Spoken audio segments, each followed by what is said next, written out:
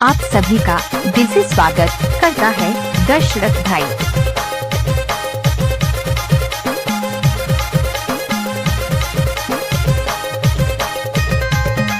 DJ mix by Dashrath भाई।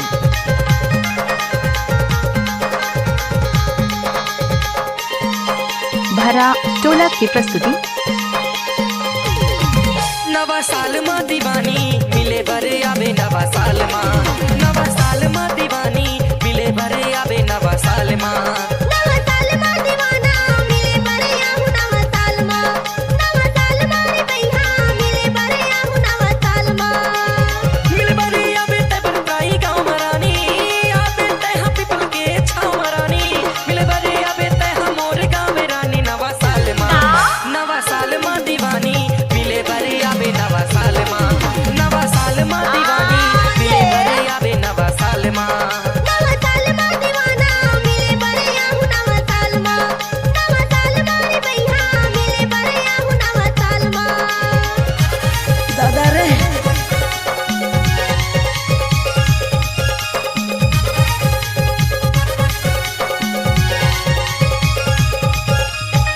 घूस नवो नाचन दे।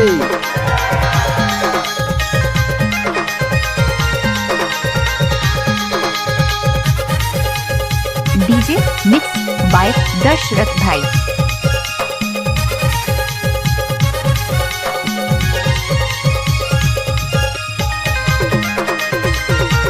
अब आएगा असली मजा। जाओ रे। एदे सोनू के होटल में भजिया खावा हूँ, तोला भजिया खावा हूँ, ऐश्वर्या होटल में चाय पिया हूँ, तोला चाय पिया गाना हूँ। मिक्स करना तो दशरथ भाई की आदत है। मस्टरिन वस्त्रालय में लहंगा लेवा हूँ, तोला लहंगा लेवा हूँ, तुलसी के दुकाने में चन्ना खावा हूँ, तोला चन्ना खावा हूँ। रमेश के वट के गाना मैं तोला सुना हूँ। नवा साल मा रे गोरी मिले भरे आवे नवा साल मा, नवा साल मा दीवानी मिले भरे आवे नवा साल मा। नवा साल मा दीवाना मिले भरे आहू नवा साल मा, नवा साल मा रे भैया मिले भरे आहू नवा साल मा। गजब आइटम है रे।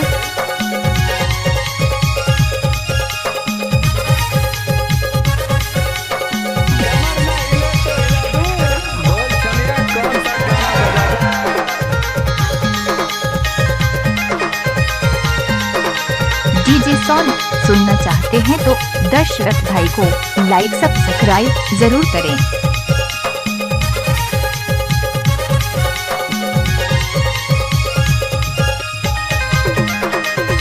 लजाज है नवो।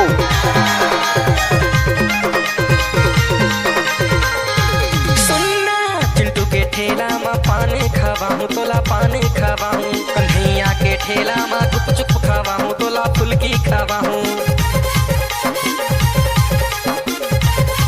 डीजे दशरथ परस्ती भरा मंगल टोला बाजार वाले। में तोला घुमा हूँ, गोरी तोला घुमा हूँ, बरौर बाजार सुनहारे लेवा हूँ, सुनहारे लेवा हूँ।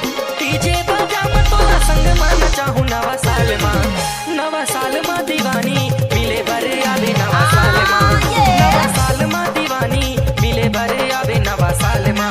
नवा साल मा दीवाना मिले भरे आहू नवा साल मा, नवा साल मा रे भैया मिले भरे आहू नवा साल मा। नवा साल मा, नवा साल मा, अरे नवा जा। साल मा